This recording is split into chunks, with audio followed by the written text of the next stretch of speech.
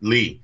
This guy had one of the best chins in boxing, man. This dude had many wars, went the distance every single time. Last night, he almost got broken in half. Like, he literally, like, if you remember, I know why did this thing take 9 rounds? Because I just said, I think Garcia is trying to change styles. I get that, but why do I have to pay to watch it? Well, you don't. I mean, you either watch it or you don't. Right, but they're expecting. Look, you saw how desperately they were trying to get people into that building. Let me tell you something, Lee. There were Brandon Rios fans still out there in Las Vegas. There were people screaming Rios' name. Now, you would say, why the F would anybody going for Brandon Rios go all the way to Vegas, or even if they live in Vegas, drive in to the casino to watch this fight? Why would for you $50? Look, when you get it down to $50 with 20% off, look. At the end of the day, it's a $40 ticket. That's how low that thing got to sit in the bowl,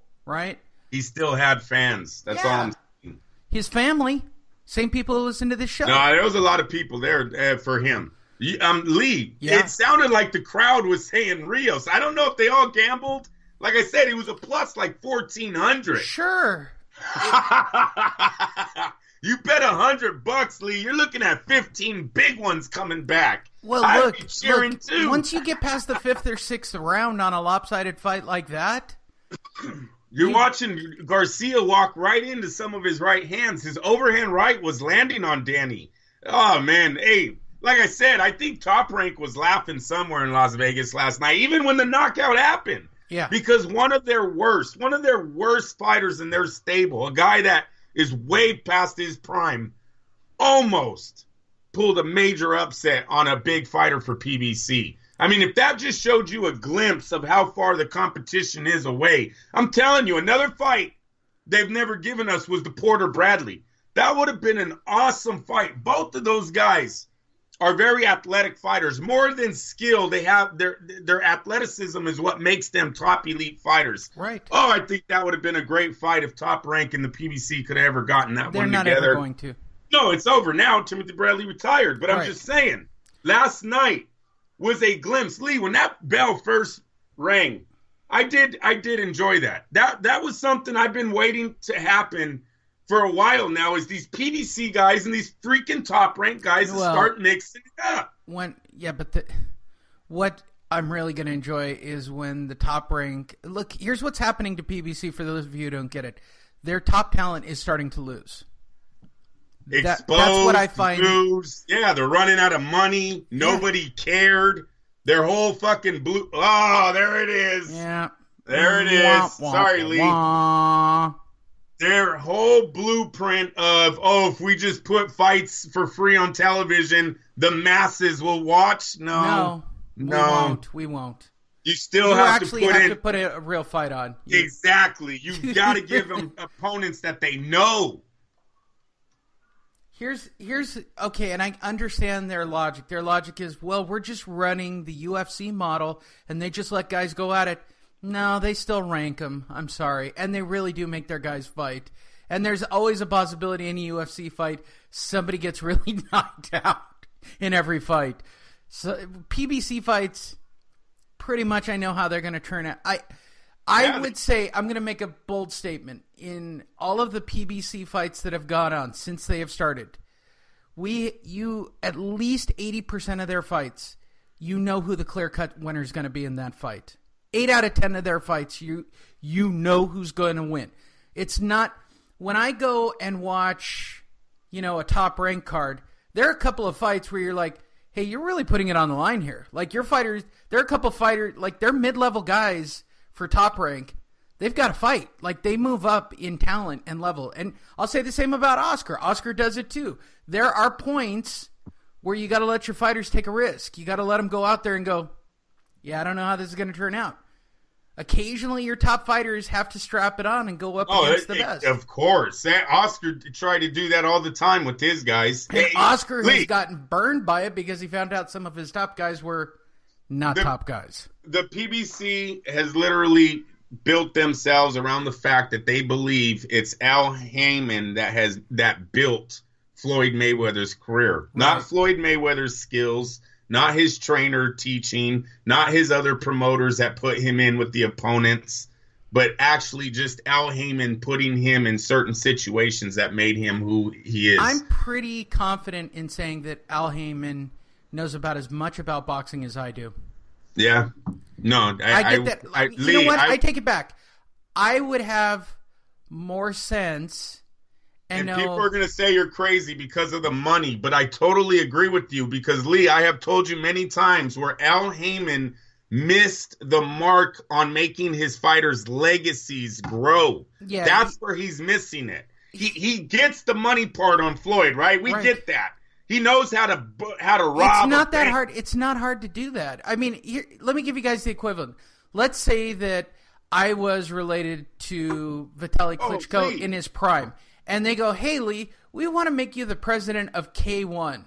Oh, okay. Or K2, sorry, K2. And we want you to start booking fights for us. And I just literally go, hey, I want to spend some of your money and just start getting a bunch of white European fighters and making them all fight. That's basically what he's done. He basically got a bunch of fighters and just built a stable with this really large bankroll. He had this great lie that they were all going to be the next Floyd. Right. And you've actually seen not only are these fighters' habits outside of the ring, we're talking jewelry, we're talking expensive cars, we're talking just walking around with the backpack. Lee, nobody ever had the fucking backpack until Floyd did. You're up to 2 F-bombs. You're doing very good.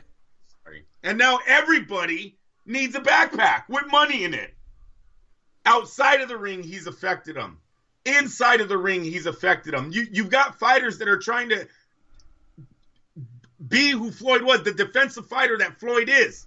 They're trying to do that same thing. It's not that easy. It's not that simple. Then, I'm only going to fight once a year, and I'll say a bunch. Dude, okay, I'm going to jump around here. What the hell was Sean Porter doing last night, Lee? Keith Thurman and Sean Porter, 2 of the coolest dudes in boxing, man. 2 of the guys, Lee, that got it done their own way have now sold their souls to Al Heyman. Now, all of a sudden, are they called cornrows? Is that what you call those that Sean Porter had? He's got a Cadillac. Was that a gold Cadillac emblem? I believe it was. People don't hold me to it. If I'm wrong, correct me. I don't care. But it looked like a Cadillac symbol, Lee. Yeah. He had a gold one. When the F does Sean Porter wear Cadillac symbols and cornrows? And he's in a suit, and he's like, hey, we ain't gonna fight me, dog. We ain't gonna fight me. I'm right here. What? What, dude, that's not it. Anybody knows Sean Porter last night was one of the fakest WWE scenes I've ever seen. And you know what? Vince McMahon would probably be disappointed. He would have fired Sean Porter and his dad because they sucked at it. That whole you're trying to be Tupac, wearing suits and acting like a thug, you really blew it. Anybody that knows you, come on. You know how many people in Ohio were shaking their heads last night? Oh, that's not the kid we raised. That was a good kid. His father was even better. And now you're thugs. Now you're trying to jump in rings and pick fights, cornrows and golden necklaces. Come, so phony. So phony. You got Keith Thurman, gets one victory. Now all of a sudden he acts like he's the best thing that ever happened to boxing. Now he doesn't need, I don't need to fight you. The way they're talking, their whole swag about him, whatever, they're all being affected. They should take Danny Garcia in for example. They should take Peter Tulin. Lee, what the hell ever happened to the WBO middleweight undefeated champion Peter Tulin? The guy had one loss and literally fell off the face of the earth. Unbelievable. Adonis Stevenson was they called him Superman on HBO. Fell off the face of the earth under the PBC. Correct. I don't understand it. Yeah, I'm with you. It was sad. I didn't like see Sean Porter doing that last night. I don't think Sean Porter did anything to get himself a fight. Let me tell you guys, whoever's listening is in the boxing world, you do go through social media to get your fights. Go through fans harassing fighters to get your fights. You don't do it. Don't do it. Don't be fake. It's always cool, Lee, when it happens naturally. I don't get upset when you got two guys that don't like each other naturally and stuff boils over. Hey, sometimes you just shrug your shit. It's the way it's a business. It's a fight game. But when you guys, the PBC has done a great job of posting hella photos of all of their fighters loving it up, right? They're all hugging, they're partying together. It's all, in my family's in my stable. And all of a sudden you go, hey, what's up, dog? When we gonna get it on, dog? I don't know, dog. Shut up. Stop it. So unnatural. Keith Thurman and Sean Porter tried to mix it up too last night. Brandon Rios and Sean Porter. Sean Porter was hoeing out everywhere, Lee. He was handing out hoe cards everywhere, all over the arena last night. Yeah. Please get that man a fight. Somebody. But if I'm Sean Porter, you should have went to your fans. You should have went to your fans and had your fans start demanding it on social media. That's how you'll get your fight. Take Shannon Briggs, for example. Right, Lee? Shannon Briggs fought for the title in the 90s. That boy's about to get another shot, they're saying, with Tyson Fury because of social media. Hello? He gets 1 million hits, you get $1 million. How about that?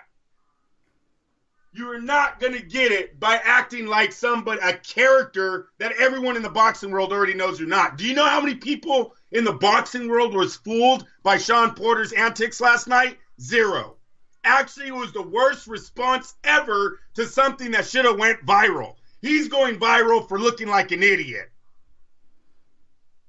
Go ahead, Lee. Next story. I spent too much time on that. I'm going to tell everybody listening to the show at this point, we're probably about halfway, even though we're 45 minutes into the show. I'm just getting that vibe, people. This is not about an hour and change. This is at least a 90-minute episode. Oh, no. So, hey. Head on over to LasVegasDiscount.net. Get yourself a trip to Vegas. All right, everybody else, get a drink. Hopefully you're on a nice long drive. That's cool. We're not even through all the fights yet, people. And he's got like 20 stories he wants to talk about this week. And we still have to get to Deontay Wilder's antics, which I think it's worth talking about, and that'll put me on at least a 10 or 15-minute spin. So I'm just warning you, people. You got another 45 minutes. You saw it when you clicked on the show this week. Just be prepared. All right. On the undercard, okay, so Ortiz and Alexander, right? So Fox had fighting, more PBC boxing, in front of 5,000 loyal fans at the Don Haskins Center in El Paso, Texas. Former world champion Victor Ortiz and Devin Alexander battled to a 12-round majority draw. Here's the thing, Andrew. Why didn't they take all this stuff on the Haskin card and move it over to Vegas and put them all onto one card? I don't know. You know, and especially because they had 5,000. Then you probably would have had a stacked card. And maybe a stacked house, Lee. Yeah. Maybe, right? Right. Maybe something. Did you watch Fox in the afternoon? Of course, yes, sir. All right, what'd you think of Ortiz Alexander? I felt bad for both of them going in. Didn't know who I wanted to go for. Look, you got one who's trying to clean up his life. I guess now we know why Devin burned out so early in his career. Says he got addicted to painkillers. I believe that's what it was, Lee. Painkillers are yummy, Andrew. Well, that's what happened to the young man. He had to go to rehab for 8 months, so he was out. Then you got Victor Ortiz. Victor Ortiz, really never had it. He had the situation early in his career where everyone questioned his heart, and he really never got over it. Even though he had some great fights, he had great wars, he really never got over the heart thing. The whole tattooing on his back, the Ortiz last name, and then his father said he didn't like him, so Ortiz covered it up. Like, Ortiz has always been trying to find himself with the fans, with his personal life. This was it. This was their last shot at it. And, boy, did the judges save Victor from retirement. I mean, literally, Lee, like, you can bring this fight back. This is a good fight. But it was not close. It's competitive because Victor Ortiz has good power. He's in it the whole night. But Devin won this fight. This fight was so clearly won by Devin Alexander. Lee, I changed it before the announcement even happened because Showtime was starting. I wanted to flip over and watch the Showtime fight. Did not think there was going to be any controversy in this decision. Unanimously unanimous. I Good can job. say it so